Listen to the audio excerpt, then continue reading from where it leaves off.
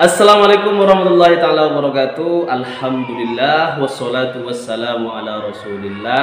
Teman-teman semuanya, salam perubahan, salam bahagia untuk seluruh relawan Anies Rashid Baswedan dari Sabang sampai Merauke. Oke teman-teman, alhamdulillah hari ini kita kembali diberikan kesehatan oleh Allah Subhanahu wa taala. Ada informasi yang akan Bang Mimin sampaikan tentang ketiga calon presiden ya yang telah resmi mengumumkan wakil yang akan mendampingi mereka di Pilpres 2024. Ada Prabowo Subianto yang memilih Gibran Rakabuming Raka, Ganjar Pranowo yang bersama Mahfud MD, dan juga calon kita Anies Baswedan dengan Gus Muhaimin Iskandar. Nah, selain visi misi, para pendukung ketiga pasangan capres rupanya juga kerap membandingkan harta kekayaan jagoannya masing-masing. Lantas sebenarnya berapa sih harta kekayaan yang dimiliki masing-masing calon presiden 2024 mendatang? Oke teman-teman, mengutip dari laporan harta kekayaan penyelenggara negara LHKPN ya pada tanggal 31 Maret 2023, Prabowo Subianto rupanya punya harta paling banyak ya, disusul oleh Ganjar Pranowo dan Anies Baswedan. Nah, begini ceritanya. Yang pertama kita lihat harta kekayaan Prabowo Subianto. Ya tentu mengutip LHKPN ya bahwa Prabowo Subianto memiliki total harta kekayaan sebesar 2,4 triliun. Ia memiliki tanah dan bangunan dengan total 275,3 miliar rupiah. Sementara itu untuk kendaraan yang dimiliki Prabowo total 1,2 miliar. Harta alat kendaraannya yang paling mahal yakni mobil Toyota Alphard minibus tahun 2005 hingga yang harganya kisaran 400 juta rupiah. Prabowo juga memiliki berbagai harta bergerak sebesar 16,4 miliar. Ia juga memiliki surat-surat berharga yang dimiliki Prabowo Subianto sebesar 1,7 triliun rupiah. Untuk kas dan setara kas yang dimiliki Prabowo yaitu sebanyak kurang lebih 2,5 miliar rupiah. Kemudian pemirsa, harta lainnya yang dimiliki Prabowo Subianto yaitu sebanyak 45 miliar rupiah. Prabowo juga tercatat memiliki hutang 8 miliar rupiah. Nah, dengan demikian harta kekayaan Prabowo bersihnya itu 2,3 triliun rupiah. Yang kedua, kita lihat punya Ganjar Pranowo. Laporan juga dari LHKPN. Ganjar Pranowo disebut memiliki harta kekayaan dengan total 15,4 miliar. Harta untuk tanah dan bangunan yang dimiliki Ganjar Pranowo sekitar 6,1 miliar. Untuk alat transportasi, Ganjar memiliki harta dengan total 1,4 miliar rupiah. Harta bergerak yang dimiliki Ganjar sekitar 638 juta. Kas dan setara kas Ganjar yaitu 7,2 miliar. Dengan demikian Ganjar Pranowo memiliki total kekayaan 15,4 juta rupiah ya. Kemudian kita lihat capres kita Anies Baswedan. Anies Baswedan ya sejak 9 Februari 2023 tercatat memiliki harta kekayaan sebesar 18,7 miliar rupiah. Harta tanah bangunan yang dimiliki berkisar 14,6 miliar. Ia juga memiliki biaya transportasi 550 juta rupiah. Anies Baswedan memiliki harta bergerak sebesar 1,3 miliar. Untuk surat berharga tercatat 61 juta. Kas setara dengan kas yang dimiliki Anies Baswedan hanya berkisar 1,3 miliar rupiah. Untuk harta kekayaan lainnya 675 juta. Anies Baswedan juga tercatat memiliki uang sebesar 7,5 miliar rupiah. Dengan demikian total harta kekayaan Anies Rashid Baswedan sekitar 11,1 miliar rupiah. Selanjutnya teman-teman, Ketua Dewan Pimpinan Pusat Partai Nasdem Willy Aditya masih belum mengungkap siapa calon ketua Timnas Amin, tim pemenangan Anies Baswedan dan Gus Muhaimin tentunya. Nah, adapun soal nama mantan Ketua Umum PBNU Kiai Haji Said Agil Siroj yang disebut-sebut sebagai bakal calon ketua Timnas ya, Tim Nasional Anies Baswedan, Timnas Amin ya, masih belum dikonfirmasi oleh Willy Aditya. Nah, Willy mengatakan sosok Kiai Haji Agil Siroj, Said Agil Siroj adalah tokoh masyarakat yang bukan hanya diakomodir, namun juga dioptimalisasi posisi dan keberadaannya. Menurut Willy, dalam menyusun komposisi Timnas, ya, Tim Nasional Amin, mereka akan menentukannya dengan bijaksana. Ia menambahkan jika pembentukan tim ini akan melibatkan banyak elemen dengan berbagai latar belakang dan profesi. Nah, kehati-hatian dalam menyusun komposisi pengurus timnas ya, tim nasional pemenangan Amin, Anies Rashid Baswedan dan Gus Muhaimin ini menjadi salah satu tolak ukur nantinya kinerja, tolak ukur kemenangan suksesnya di Pilpres 2024 yang akan datang. Tentunya juga harus dilakukan dengan hati-hati. Namun bocorannya adalah bahwa Willy mengatakan insya Allah sebelum tanggal 25 Oktober penyusunan sudah insya Allah sudah bisa dilengkapi, dirampungkan dengan sempurna. Nanti tinggal bagaimana akan dideklarasikan kepada kita semuanya sebagai bagian ya dari pendukung, simpatisan dan relawan Anies Rashid Baswedan dari pucuk hingga ke akar-akarnya.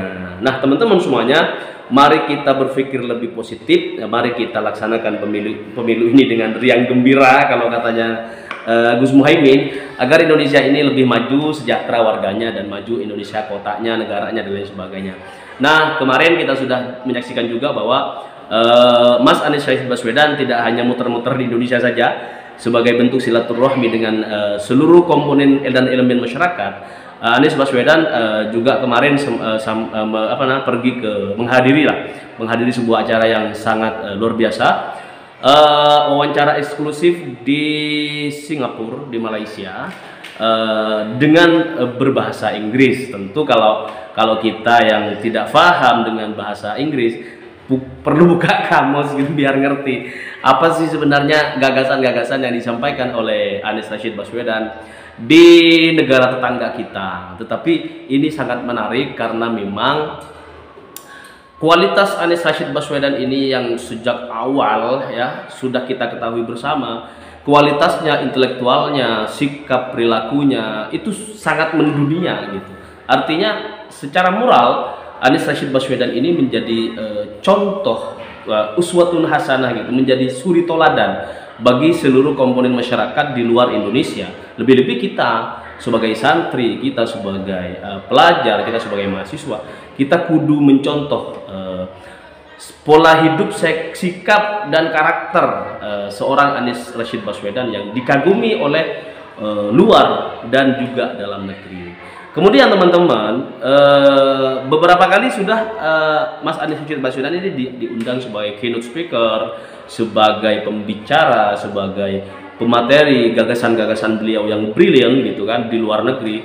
Jangan sampai kita sebagai anak bangsa kecolongan, kita harus pegang nih pemimpin kayak Anies Rashid Baswedan ini harus kita menangkan gitu, eman. Kalau yang model-model Prabowo Subianto, model-model Ganjar yang sudah lama di Indonesia jadi gubernur udah 10 tahun tapi kata orang nggak ada bukti gitu, prestasi nggak ada. Kemudian si Prabowo Subianto gitu berkali-kali nyalon presiden tapi Allah belum memberikan kepastian dia duduk sebagai presiden gitu. Kemudian dijadikan menteri tetapi justru masih banyak persoalan yang dihadapi oleh anak bangsa gitu kan. Belum ada titik kesejahteraan yang dirasakan dengan hadirnya Prabowo Subianto sebagai menteri. Lebih-lebih juga Mahfud MD yang hari ini sedang katakan berkampanye dengan mengatakan kita akan perketat pemberantasan korupsi, kita akan membasmi mafia-mafia hukum dan lain sebagainya. Nah, lupa emang kemarin siapa menkoknya siapa, Menteri Koordinator Hukum dan Menkumhamnya itu siapa.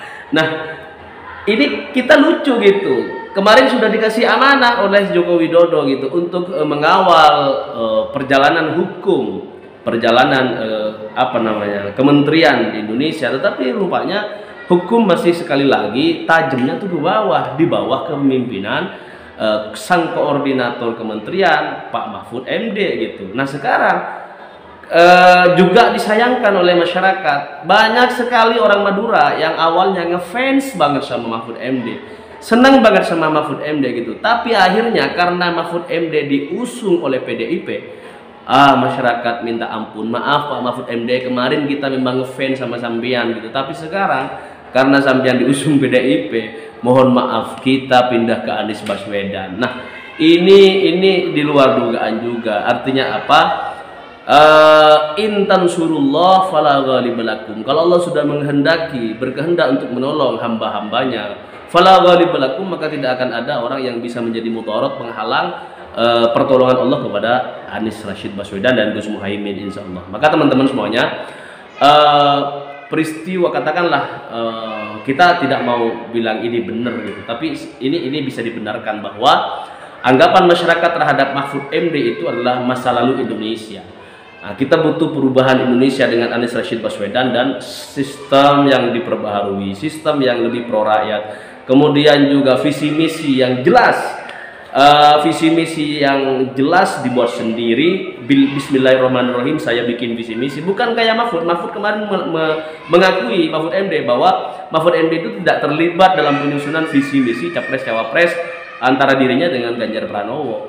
Jadi Ganjar Pranowo, nggak tahu Ganjar Pranowo ikut nggak visi misi yang dibuat gitu, ikut nimbrung nggak, kita nggak tahu. Tapi kalau Mahfud sudah jelas-jelasan mengatakan bahwa saya tidak terlibat dalam penyusunan visi misi calon presiden 2024 yang disusun oleh orang-orang PDI Perjuangan, internal partai dan juga internal partai koalisi tentunya.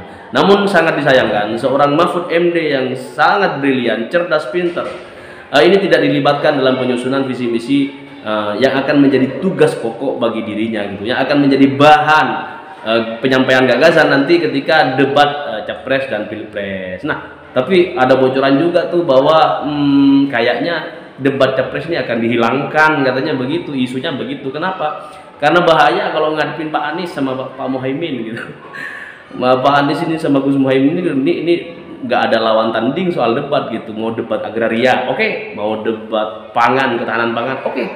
Semuanya insya Allah oke. Anies Rashid Baswedan, bismillah, bisa jawab semua keadaan, kondisi, dan kebutuhan masyarakat Indonesia yang hari ini. Sekali lagi, masyarakat Indonesia mayoritas menginginkan perubahan karena harga bahan pokok yang begitu mahal, tambah mahal, bensin, solar, BBM, semuanya selalu naik, nggak pernah turun tuh. Bahan pokok juga beras sekarang, aduh, ini sudah jauh. Sedangkan rupiah terus mengalami nilai tukar rupiah terus mengalami turun, nggak naik gitu. Sedangkan dolar pergi jauh dari rupiah. Maka meskipun kata pejabat Bank Indonesia kita masih aman gitu, keuangan Indonesia masih aman, ekonomi Indonesia masih belum dalam ancaman yang luar biasa, meskipun rupiah udah mau naik ke level kursnya tuh 16.000. Ini wah, luar biasa. Nah, teman-teman semuanya, mari kita doakan Anies Rashid Baswedan dengan banyak baca sholawat. Kita sandarkan kepada Nabi Muhammad SAW.